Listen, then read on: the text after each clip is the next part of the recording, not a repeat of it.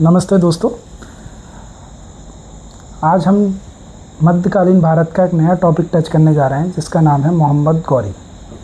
इससे पहले हमने महमूद गजनवी को पढ़ा जिसने भारत पर कई आक्रमण किए और यहाँ पर कई लूटपाट मचाई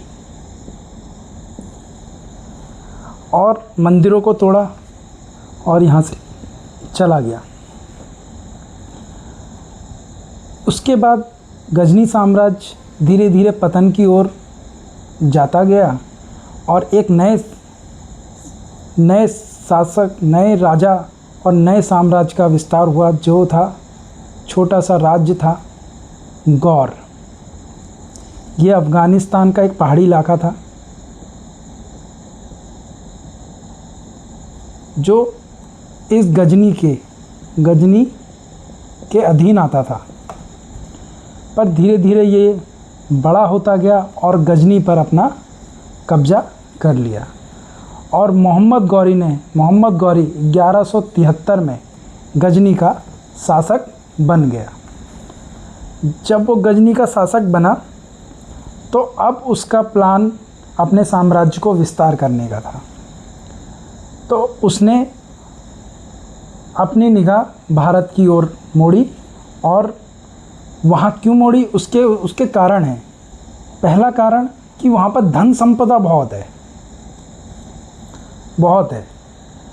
और वहाँ पर मसाले हैं, वहाँ पर क्या क्या नहीं है, बहुत कुछ है। वहाँ पर मंदिर हैं जो उसको तोड़ने हैं। वहाँ पर तीसरा इसका मुख्य कारण क्या था कि इसको वहाँ पर अपने साम्राज्य में जोड़ना था, वहाँ पर शासन करना था, भारत में इसको शासन करना था। तो ये इसके मुख्य 3 कारण थे कि इन्हें भारत पर आक्रमण किए और इसने कई आक्रमण किए।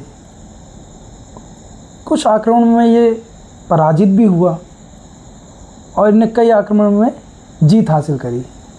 ये पहला शासक बनेगा जो भारत में मुस्लिम साम्राज्य की नींव रखेगा।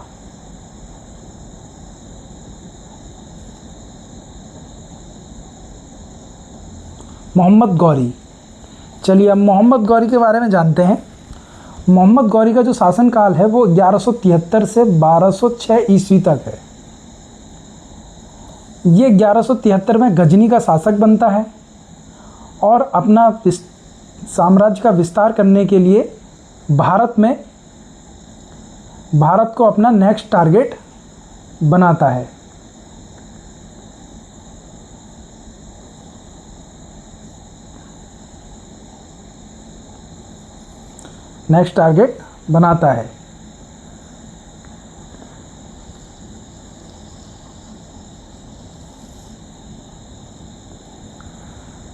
तो मोहम्मद गौरी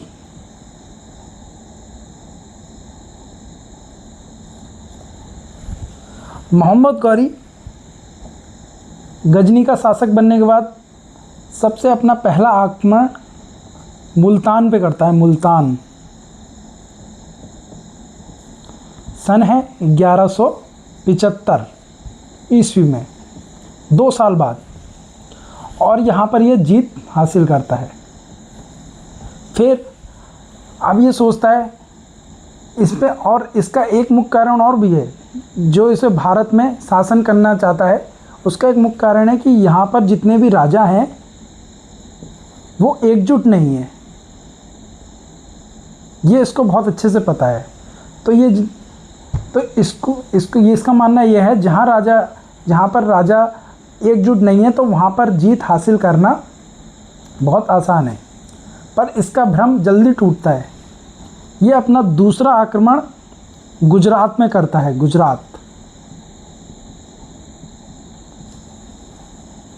ये अपना दूसरा आक्रमण गुजरात में करता है 1178 ईस्वी में।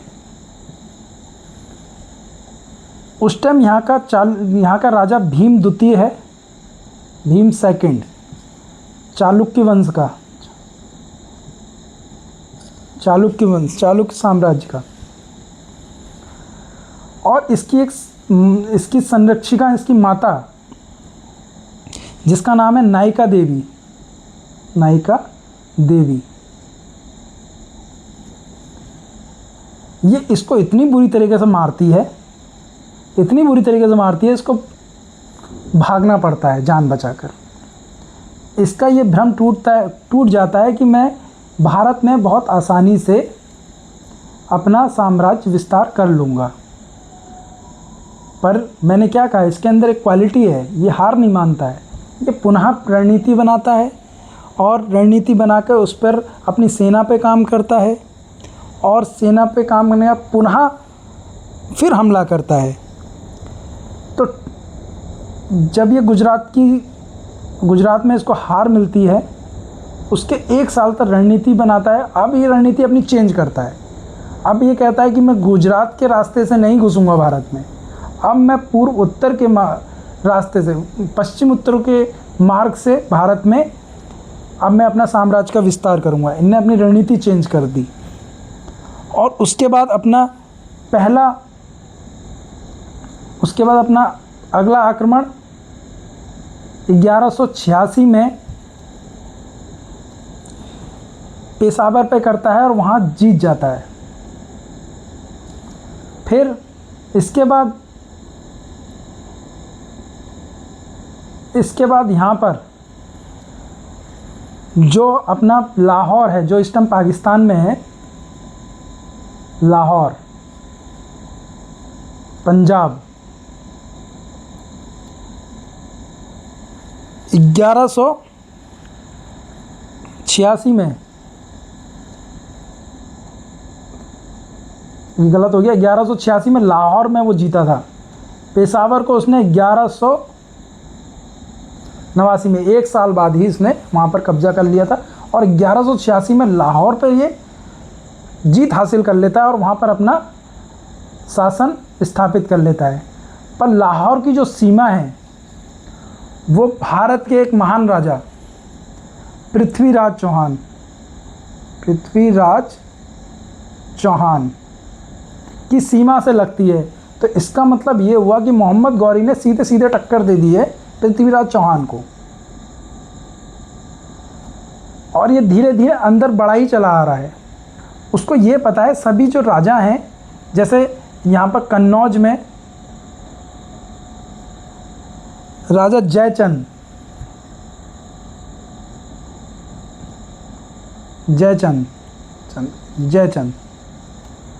यहाँ पर राजा जयचंद है, यहाँ पर भीम है, पर ये लोग आपस में एकजुट नहीं हैं। इसकी कहानी तो आप लोगों ने सुनी होगी कि पृथ्वीराज चौहान और जयचंद के बीच में लड़ाई हो गई थी, वो आपने सुनी होगी। तो इसलिए इन लोगों में एकता नहीं है। तो इसका फ़ायदा उठाकर जो मोहम्मद गौरी है अपना पहला आक्रमण, प्रमुख आक्रमण भारत के अंदर करने जा रहा है, जिसको हम कहते हैं तराइन का प्रथम युद्ध, तराइन फर्स्ट, जो लड़ा गया 1991 में। तराइन एक जगह है यहाँ पर राजस्थान में, हरियाणा राजस्थान के आसपास यहाँ की एक जगह है, वहाँ पर प्रथम युद्ध लड़ा गया। किसके बीच? मोहम्मद गौरी और पृथ्वीराज चौहान के बीच। प्रथम युद्ध में पृथ्वीराज चौहान ने बहुत बुरी तरीके से मोहम्मद गौरी को हराया और इसको भागने पे मजबूर कर दिया और ये भागकर फिर अपने देश चला गया गजनी। पर हमने क्या कहा था, ये बहुत ही रणनीतिकार है, हार नहीं मानता है। इसने तराइन के प्रथम युद्ध में हार के बाद फिर से तैयारी करी स्टार्ट, फिर से रणनीति बनाई, अपनी सेना को फिर से मजबूत किया, अपने घुड़सवारों को मजबूत किया और फिर तराइन के अगले ही साल तराइन के सेकंड युद्ध में पृथ्वीराज चौहान के ठीक सामने खड़ा था। इसने अपनी कूटनीति, अपनी धोखेबाजी, सब कह लो, अपनी कूटनीति और धोखेबाजी देकर पृथ्वीराज चौहान को तराइन के द्वितीय युद्ध में हरा दिया और मोहम्मद गौरी जीत गया। ये तराइन का द्वितीय युद्ध भारत में मुस्लिम साम्राज्य की नींव रखने का पहला कदम बढ़ गया था। इसने डिसाइड कर दिया कि अब भारत में मुस्लिम साम्राज्य की स्थापना होगी। उसके 2 साल बाद 3 साल बाद 1194 में चंदवार के युद्ध में राजा जयचंद को इसने पराजित किया। इसमें भी मोहम्मद गौरी जीत गया। तो मोहम्मद गौरी अब कन्नौज तक अपने शासन का विस्तार कर चुका था। मोहम्मद गौरी ने अपने एक गुलाम या सेनापति, गुलाम कह लो या सेनापति, बख्तियार खिलजी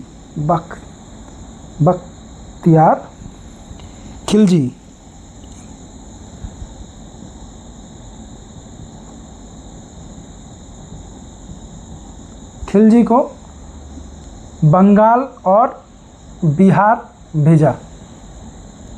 कहाँ भेजा? बंगाल और बिहार जीतने के लिए। भाई, और बख्तियार खिलजी ने क्या किया? बख्तियार खिलजी ने यहाँ पर आक्रमण किए और यहाँ पर नालंदा विश्वविद्यालय, जो आपने सुना होगा, नालंदा और विक्रमशिला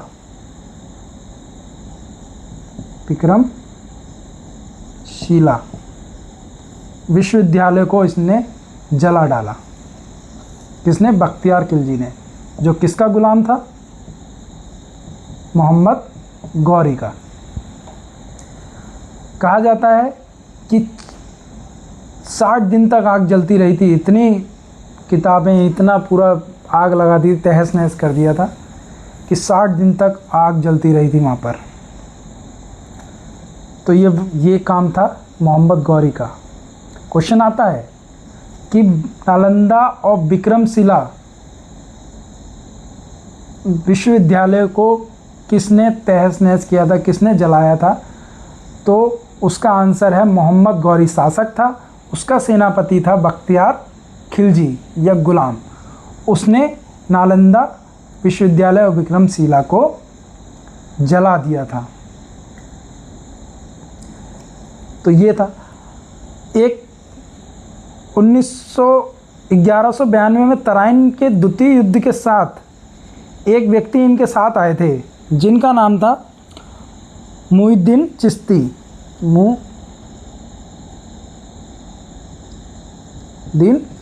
चिश्ती,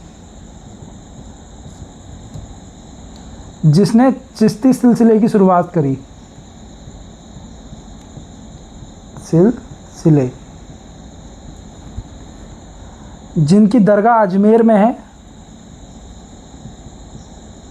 अजमेर, जहाँ पर काफ़ी संख्या में टूरिस्ट वहाँ पर जाते हैं। तो वो किसके समय में आए थे? मोहम्मद गौरी के समय में। मोहम्मद गौरी के समय में कौन आए थे? ये भी एक क्वेश्चन बनता है कि मोहम्मद गौरी के समय में कौन से सूफी संत भारत आए थे? तो कौन आए थे? मुहिउद्दीन चिश्ती। ठीक है, तो हमने मोहम्मद गौरी को एक ही जगह पर सब कुछ सीख लिया।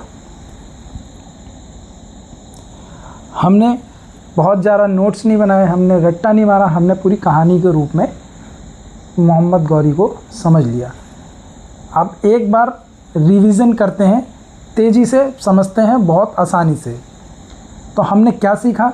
हमने ये सीखा कि गजनी पर महमूद गजनबी का शासन था, उसके करीबन 120 साल बाद एक नया शासक आता है जिसका नाम है मोहम्मद गौरी। और वो गौर छोटा सा राज्य है, गौर उसका वो शासक है। वो गजनी पर अपना कब्जा जमा लेता है। गजनी को वहाँ गजनी के जो राजा हैं उस टाइम उनको हराकर गजनी पर कब्जा कर लेता है। गजनी का राजा बन जाता है 1173 में। अब वो अपने साम्राज्य का विस्तार करना चाहता है। विस्तार करने के लिए वो भारत की ओर देखता है। भारत की ओर देखने के लिए उसके पास बहुत सारे कारण हैं। कि पहला कारण कि धन बहुत है, वहाँ पर मंदिर हैं जिनको वो तोड़ेगा, और वहाँ पर शासन व्यवस्था बहुत ही कमज़ोर है। वहाँ पर सभी राजा आपस में लड़ते हैं, झगड़ते हैं और एकजुट नहीं हैं। इसलिए उसको वहाँ पर साम्राज्य अपना विस्तार करना है, इसलिए वो भारत की ओर अपना अभियान स्टार्ट करता है राजा बनने के बाद। उसके 2 साल बाद ही 1175 में मुल्तान पर आक्रमण करता है, उसे जीत लेता है। पर वो भूल जाता है कि ये सोचता है कि मैं जीतता ही जाऊंगा, पर उसका भ्रम ये टूटता है गुजरात अभियान में। गुजरात में उसकी बहुत बुरी हार होती है। भीम द्वितीय उस टाइम वहाँ का राजा है, नायिका देवी उसकी माता है, जो इसको बहुत बुरी तरह से परास्त कर देती है और इसको भागने पे मजबूर कर देती है। पर ये भागकर दोबारा से अपनी रणनीति बनाता है और फिर से तैयार होता है। फिर से तैयार होकर अब रणनीति चेंज करता है। अब ये कहता है कि मैं गुजरात के रास्ते से नहीं, अब मैं पंजाब लाहौर के रास्ते से भारत में एंटर करूँगा और अपना साम्राज्य का विस्तार करूँगा। ये ठीक 1 साल बाद पेशावर पर आक्रमण करके उसको जीत लेता है और तैयारी करने में जुट जाता है। करीबन 7 साल बाद लाहौर पंजाब पर ये आक्रमण करके उसको जीत लेता है। और लाहौर की सीमा उस टाइम के पृथ्वीराज चौहान जो राजा हैं, जिसका साम्राज्य अजमेर और लाहौर तक और ये दिल्ली के आसपास है, तो बड़े राजा हैं पृथ्वीराज चौहान, उनको सीधी सीधी टक्कर इससे मिलती है। तो उसके बाद इन दोनों के बीच में पहला युद्ध होता है तराइन का 1191 में, जिसमें पृथ्वीराज चौहान इसको बहुत बुरी तरीके से मारता है और इसको भागने पे मजबूर कर देता है। 1191 में ये हार जाता है और ये वापस अपने देश गजनी चले जाता है। पर ये शांत नहीं बैठता है। 1 साल तक ये जो इससे गलतियां हुई उस पर विचार करता है, उस पर नई रणनीति बनाता है और अपनी सेना को मजबूत करता है। और 1 साल बाद फिर से लड़ाई लड़ने तराइन के द्वितीय युद्ध में पृथ्वीराज चौहान के सामने आ जाता है और अपनी रणनीति, कूटनीति और क्या कहते हैं धोखाधड़ी से पृथ्वीराज चौहान को ये तराइन के द्वितीय युद्ध में हरा देता है और मुस्लिम साम्राज्य में, भारत में मुस्लिम साम्राज्य की नींव रखने का काम कर देता है। उसके बाद राजा जो जयचंद है, चंदवार के युद्ध में जो 1194 ईस्वी में लड़ा गया था, उसमें भी चंदवार जयचंद को हरा देता है और अपना साम्राज्य का विस्तार कर लेता है। अपने एक सेनापति, अपने एक गुलाम को भेजता है बख्तियार खिलजी, जो इसका गुलाम है, जो बिहार और क्या कहते हैं बंगाल की में जाकर वहाँ पर बहुत सारे मंदिर तोड़ता है और नालंदा और विक्रमशिला विश्वविद्यालयों में आग लगा देता है। इसी के समय में मोहिउद्दीन चिश्ती जो अजमेर आए थे और चिश्ती सिलसिले की शुरुआत करी उनने।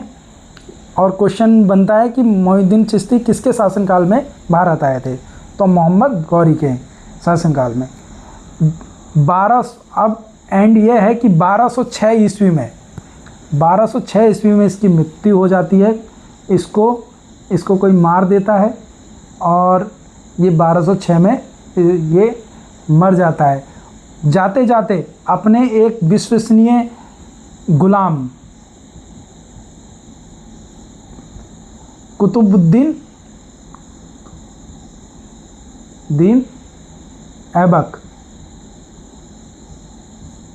ऐबक को भारत का शासन सौंपकर चला जाता है। अब नेक्स्ट टॉपिक में हम कुतुबुद्दीन ऐबक को पढ़ेंगे, गुलाम वंश का जो संस्थापक बनेगा। तो हमने इस टॉपिक को पढ़ा और रिवीजन भी करा। तो आप सभी लोगों को कैसा लगा?